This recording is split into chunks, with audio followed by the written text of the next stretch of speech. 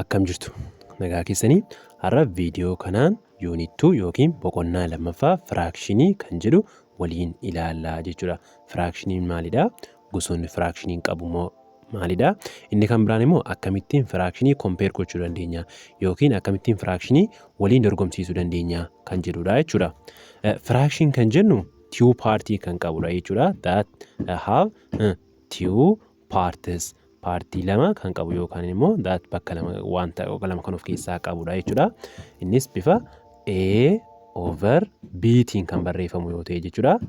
A dhaani numeraatorii keenya yeroo ta'u A keenya jechuudha. And B'n immoo denominaatorii keenya gaafa ta'u jechuudha. That paartii lama kana kan qabu bifa A over B tiin kan barraa'udha jechuudha.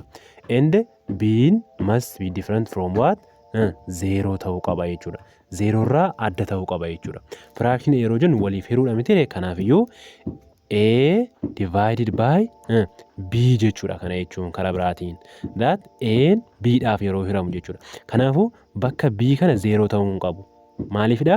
A ni maaliif hiramuu hin danda'u waan ta'eef zero dhaaf hiramuu hin danda'u. Lakkoofsi kamiyyuu zero dhaaf hiramuu waan hin dandeenyeef bakki B kun zero ta'uu hin danda'u jechuudha. That firaakshinii yeroo jennu kana fakkaata. Inni kan biraa afaan Oromoodhaan hiramummaa akkuma jechuuti. Akka hiramaa jechuun hiramummaa wanti tokko hiramuusaa kan nutti agarsiisudha jechuudha. Fakkeenyaaf kana qabna yoo ta'e jechuudha. Sarkilii kana bifa kanaan kan qoonnu yoo ta'e jechuudha. Kana fayyaa isaatiin waanidha yoo jenne that walakkaa isaatiin immoo 1 over 2 dha. Bakka lamatti erga qoonnee booda bakka lama kana keessaa waanidha jechuudha seen kun jechuudha. That kun firaakshinidha jechuudha. Bifa kanaan firaakshinii ibsuu dandeenya jechuudha. Inni kan biraa types of firaakshinidha. Firaakshinii gosa numeraatorii fi denominaatorii sana irratti hundaa'uudhaan firaakshinii bakka lamatti qoonnee ilaalla. Innis inni jalqabaa properidha. Proper firaakshinii kan jennu jechuudha. Proper firaakshinidha kan jennu gaafa A over B qabna yoo ta'e jechuudha. A kan keenya B caala yoo ta'e B dhaa gadi yoo ta'e jechuun A less than B dha yoo ta'e isa kanaan maal jennee waamna? Properidha jenna jechuudha. Fakkeenyaaf for example 1 over 2 laala. 1 over 2 ni 1 ni less than 2 dha jechuudha. 3 over 5 6 over 7 lakkoofsi denominatoriin isaa kuni irra guddaa numeraatorii ta'ee jennaan maal jechuudha sana maal jenna jechuudha proper fractionidha jechuudha. Inni kan biraan improper fractionidha. Improper fraction improper jennee kan waamnudha jechuudha.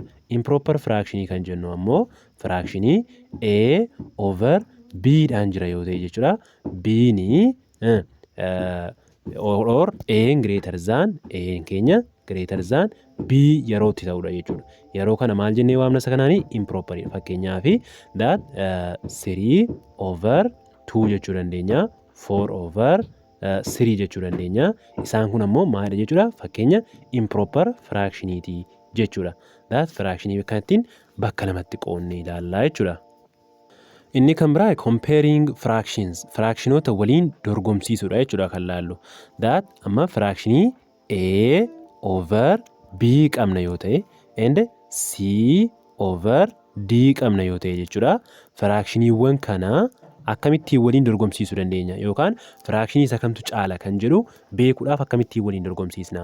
For example 5 over 6 dhaa fi and 25 over 30 qabna jennu. That isa kana keessaa kamtu caala? Firaakshinii kana keessaa isa kamtu caala jechuu beekuudhaaf maal goona? Waliin cross baay'isna jechuudha. Yeroo kana maal goona? Kana booda laala. That 6 times 25 6 times 25 ni meeqadha? 150 dha jechuudha. And as immoo 5 times 13 150 dha jechuudha inni kunis. Lachiin isaanii 150 dha waan ta'eef that fractioniin kun wal qixadha. Kana jechuun 5 over 16 is wal qixa maalii ta'a jechuudha? 25 over 30 ta'a jennee kana konkuluud gochuu dandeenya jechuudha. Firaakshiniiwwan wal qixan ta'an yoo ta'e fakkeenyaaf amma fakkeenyaaf 3 over 5 dhaa fi 6 over 7 keessaa kamtu caalaa kan jedhu waliin dorgomsiisuu yoo barbaachisaa ta'e isa kanas cross goona jechuudha. yeroo kana 3 times 7 meeqadha? 21 dha. And 5 times 16 meeqadha? 30 dha jechuudha. Okay, inni kun 30 dha waan ta'eef jechuudha. Kanaaf iyyuu 21 dha moo 30tu caalaa? 21 less than 30 dha jechuudha.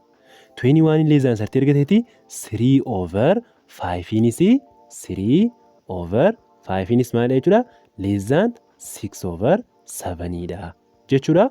Amma har'aaf nugaa viidiyoo biraatiin hanga walitti deebinutti nagaan naa tura. Nagaa.